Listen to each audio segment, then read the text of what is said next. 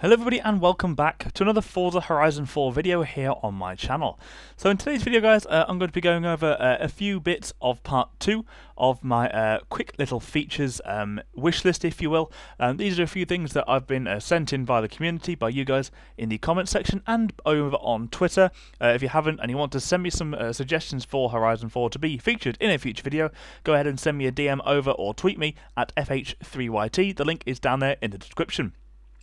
So in today's video guys, as I said, we're going to be going over the rest of my Forza Horizon 4's wish list being sent in by you guys. If you haven't seen the first one already guys, go ahead and check it out. It's over on my channel. I uploaded the first part a few days ago where we covered quite a lot of customization options and single player.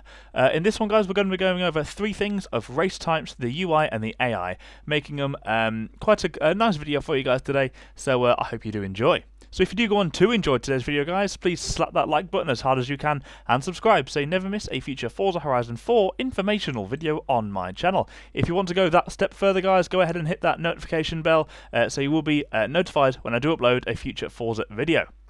So let's get straight into it. Now, race types. So, removing the jump-tastic extreme off-road races, because these are some of the most annoying races in the game, yet there's far too many tracks with this style of racing.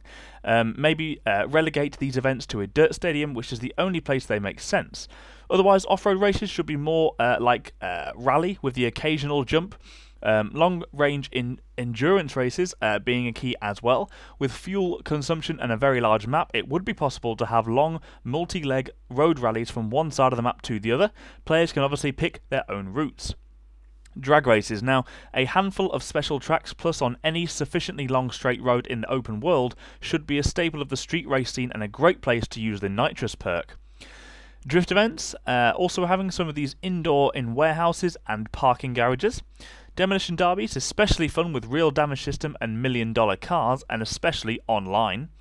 Test track, I mean, seriously, why don't we have one of these? Top Gear has one, Forza should have one. These tracks would be free of other vehicles and have a button to immediately jump back and forth between tuning and driving to help the tuners do their thing.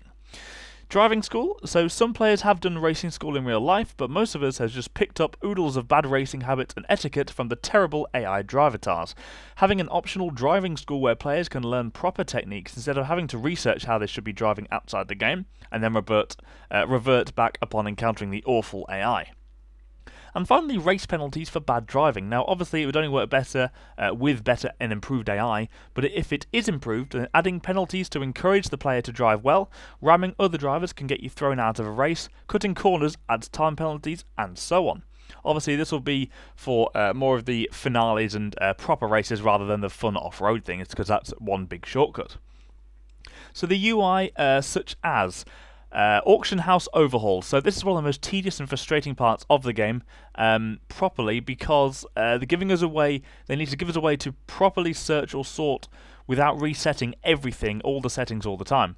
Set up automatic bidding like eBay, so we don't have to babysit auctions, withdraw auctions that haven't been bid on, and manage auctions from our drivatar's smartphone instead of having to run all the way back to the festival every single time. Also removing the maximum buyout bonus for legendary players who use that ability to abuse the auction house. It looks like this has been addressed in Forza Motorsport 7, but let's keep it that way in Horizon 4.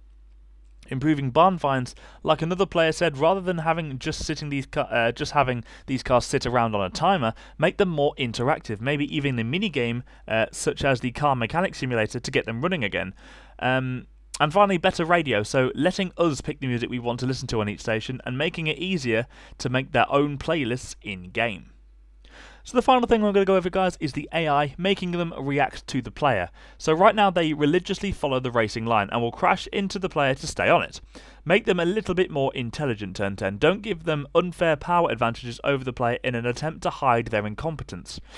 It's a major problem in Motorsport 7, where tracks with lots of straights can be impossible to win on, even if you drive perfectly due to the AI power advantage, but on other tracks the AI has no clue how to drive them correctly, so without changing the difficulty, it feels like going from unbeatable to new racer.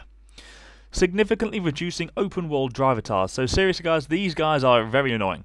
Reducing their numbers, making them follow the traffic laws most of the time, and if they don't, they get a flashing light treatment. And also having the option or perk to temporarily disable them for danger signs, drift zones and stuff like that. Maybe a perk like hosting a festival event that everyone except you is invited to, or hiring the police to blockade an area so you can drive unmolested.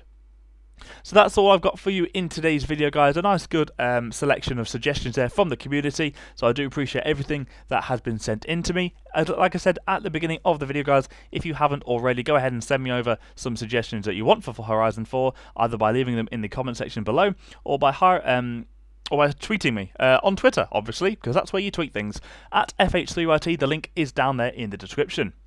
But like I said, guys, that's it for me in today's video. And if you did enjoy today's video, guys, please like, comment, and subscribe.